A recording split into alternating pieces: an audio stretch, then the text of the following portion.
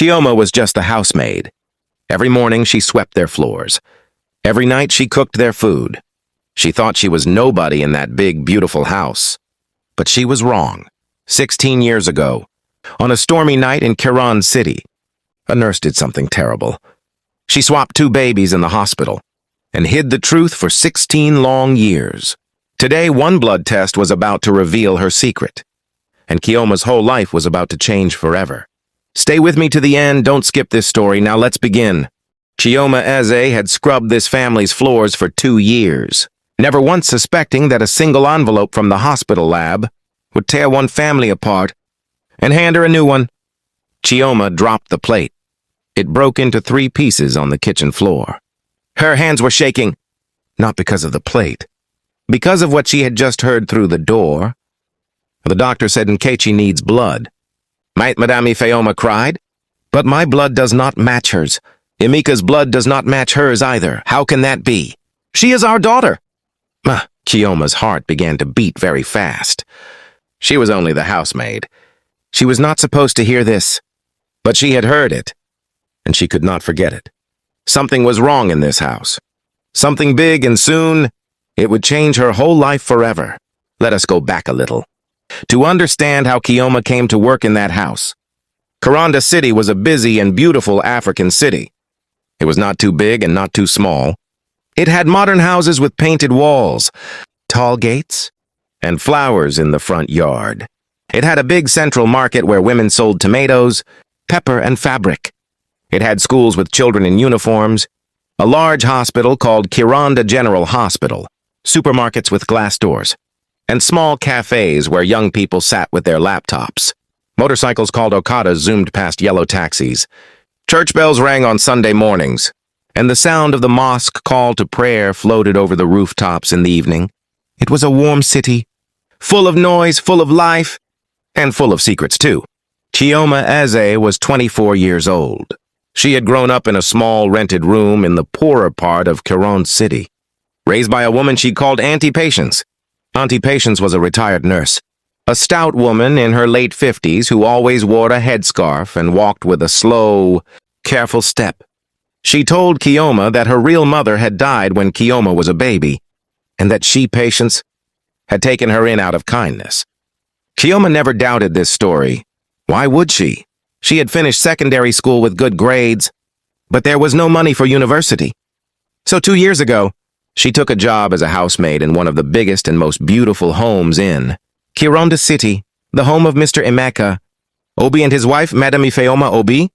The Obi family was rich. Mr. Emeka owned a chain of supermarkets across the city. Madame Ifeoma ran a fashion boutique near the event center on Freedom Road. They had 2 children. Was Kelechi 20 years old, tall and serious, studying business at the city university, and Nkechi, 16 years old, still in secondary school, always laughing, always full of energy. Chioma cleaned their house, cooked their meals, and ironed their clothes. She was quiet, hardworking, and honest. Madame Ifeoma liked her, and Nkechi treated her like an older sister. Only Kelechi kept his distance, polite but cold, the way rich young men sometimes are with people who work for their family. Nobody in that house knew that Chioma's face, her eyes, her smile, even the shape of her nose, looked strangely like Madame Ifeoma's own mother, whose photograph hung quietly in the sitting room, gathering dust almost forgotten. The trouble began on a Tuesday afternoon. Nkechi collapsed at school. The teachers rushed her to Kironde General Hospital. By the time Chioma arrived at the house with the shopping, Madame Ifeoma was already gone, her car speeding out of the gate with tires screeching. That evening, the whole family gathered in the hospital waiting room. Chioma came too, because Madame Ifeoma had called her crying, asking her to bring Nkechi's inhaler and a change of clothes. The doctor, a tall man named Dr. Okonji, stepped out with a serious face. Nkechi has a serious blood disorder, he said. She needs a transfusion urgently. We are checking for family donors first, since a family match is safest. Mr. Emeka's blood was tested. It did not match. Madame Ifeoma's blood was tested. It did not match either. Dr. Okonji frowned at his clipboard. This is unusual, he said slowly. Very unusual. Madame Ifeoma grabbed his arm. What do you mean unusual? Just find blood for my daughter. We will, the doctor said gently. The hospital has a blood bank. And Nkechi will be fine tonight, but I strongly recommend a paternity and maternity DNA test for the family, just to understand what we are seeing here. Silence fell over the room like a heavy blanket. Chioma stood by the door holding Nkechi's inhaler, watching Madame Ifeoma's face turn pale. She did not understand what was happening. But she felt, deep in her chest, that something old was about to wake up. Nkechi recovered after the transfusion from the hospital blood bank. She was allowed to go home 2 days later. Tired but smiling, her energy slowly returning. But peace did not return to the Obi household. Madame Ifeoma could not sleep. She kept staring at old photographs, pictures of herself, heavily pregnant, standing outside Kironde General Hospital 16 years ago. She remembered that night clearly. It had been a stormy night. The hospital had been unusually crowded. Another woman in the maternity ward had been screaming in labor pains too, just 2 beds away from her. Emeka, she said one night, sitting on the edge of their bed, do you remember the night Nkechi was born? Of course, Mr. Emeka said. Why? The nurse that night? Madame Ifeoma whispered. Do you remember her name? Mr. Emeka thought for a long moment. I think it was Nurse Patience. Yes, Patience, Uba. She was very kind to us that night. She even brought you extra pillows. Madame Ifeoma's eyes widened. Patience, she repeated slowly. I have heard that name before. Chioma mentioned her auntie's name once in the kitchen months ago. She said her auntie used to be a nurse. The room went completely silent. Downstairs, Chioma was ironing school shirts, humming a soft tune, with no idea that her name, and the name of the woman who raised her, had just been spoken upstairs in a room full of fear. The next morning, Madame Ifeoma called Chioma into the sitting room. Chioma, she said carefully. Your auntie, the one who raised you. What is her full name? Chioma blinked, surprised by the question. Patience, Ma. Patience Uba. She used to be a nurse a long time ago. Madame Ifeoma's teacup shook in her hand. Where does she work now? She is retired, Ma. She lives near Odili Street, not far from the Central Market. Madame Ifeoma stood up slowly. Her face had turned the color of ash. Chioma, she said, her voice trembling. I need you to take me to her, today, right now. Chioma did not understand why her employer's face looked so frightened, but she nodded. Yes, Ma. As they drove through the busy streets of Kironde City, past the roundabout with the big clock tower, past the row of hair salons and phone repair shops, past boys selling recharge cards at the traffic light, Chioma felt a strange fear crawling up her spine. She did not know it yet, but she was driving straight into the biggest secret of her life. They arrived at a small but neat house on Odili Street. Auntie Patience opened the door, and when she saw Madame Ifeoma standing beside Chioma, the color drained from her face. Ifeoma, Patience whispered. Is that really you? You remember my name, Madame Ifeoma said quietly. After 16 years, you still remember my name. Patience's hands trembled on the doorframe. Please, she said, come inside. Let us not talk on the street. Inside the small sitting room, filled with old furniture and a ticking wall clock, Patience sat down heavily, unable to look either of them in the eye. Patience, Madame Ifeoma said, her voice shaking with anger and fear. 16 years ago, you were the nurse on duty the night my daughter was born. There was another woman in labor at the same time. What happened that night? Patience began to cry. You don't understand, she said. Your husband, Emeka. Years before he married you, he was engaged to my younger sister. He left her heartbroken for you. My sister never recovered. She died 2 years later, still crying over him. I never forgave him. I never forgave your family. Chioma stood frozen by the door, her whole body trembling. When you came to the hospital that stormy night, Patience continued, another woman was also in labor, a poor market trader, alone with no husband, no family beside her. Both of you gave birth around the same hour. Both babies were girls. What did you do? Madame Ifeoma screamed. Patience, what did you do? Patience looked up, tears streaming down her wrinkled face. I swapped the babies, she whispered. I gave you the poor woman's daughter, and I took your real daughter, and I raised her myself.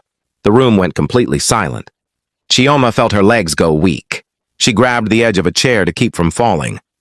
"Chioma," Patience said softly, turning to her with tears in her eyes. "I am not your auntie. I am the woman who stole you. You are Ifeoma and Emeka's real daughter." Nobody spoke for a long moment. The wall clock ticked loudly in the silence.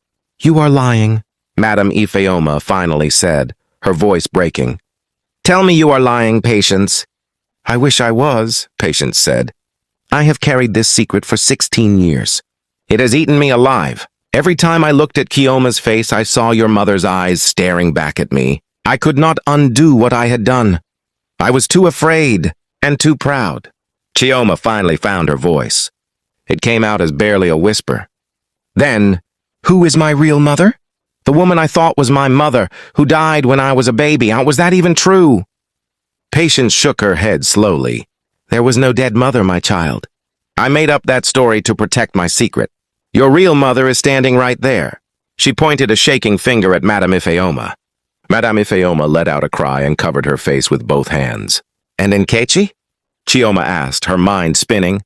"If I am really their daughter, then who is Nkechi?" Patience closed her eyes. "Nkechi is the poor market woman's daughter. Her name was Mama Blessing. She used to sell pepper and tomatoes near Kironde Central Market.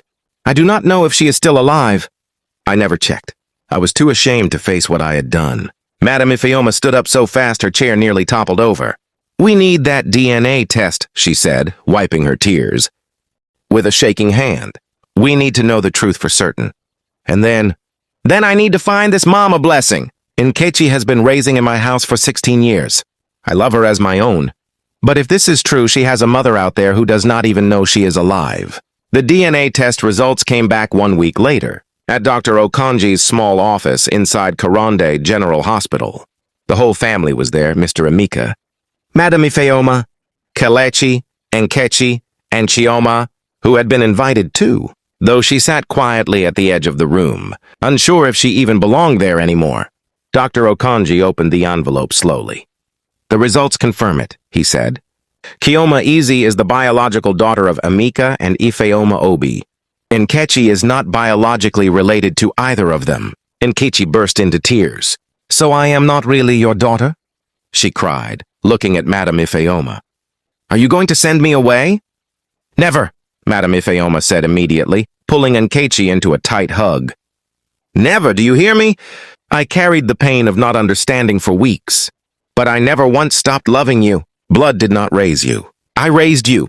You are my daughter, and that will never change." Kelechi, who had been quiet the whole time, stared at Chioma with a strange, confused expression. "So, you are my sister?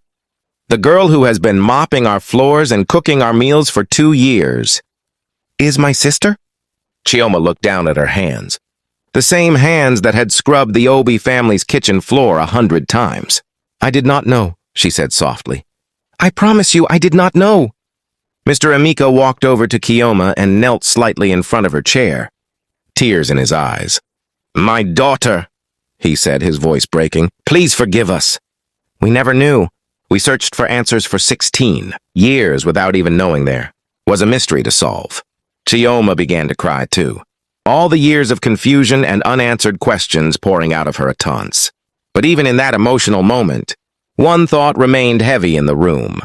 Somewhere in Kironde City, a poor market woman named Mama Blessing might still be alive, not knowing that her real daughter had been living in a mansion the whole time.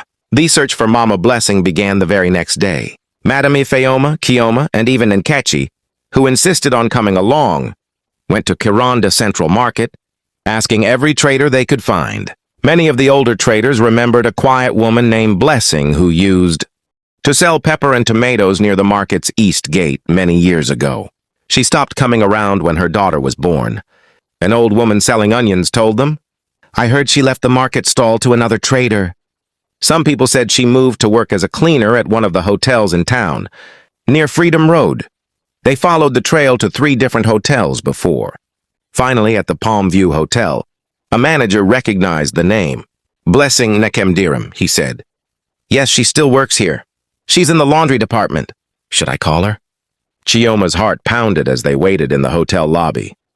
A few minutes later, a woman in her mid-40s walked out, wiping her hands on her apron, wearing a plain worn dress, her face lined with years of quiet hardship.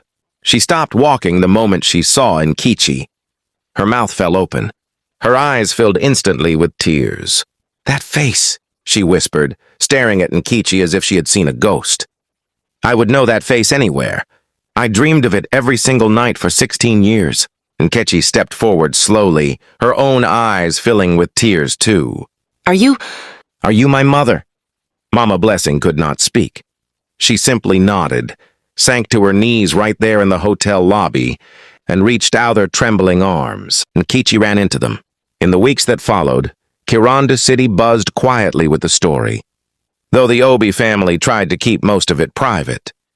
But in a close-knit city like this, secrets always find a way to travel through hair salons, through market gossip, through church prayer requests. Auntie Patience was reported to the police for what she had done. At the police station on Marina Road, she did not fight or deny anything. She confessed everything, her head bowed low. "I am not asking to be forgiven," she told the officer. "I only ask that the children are not made to suffer for my sins."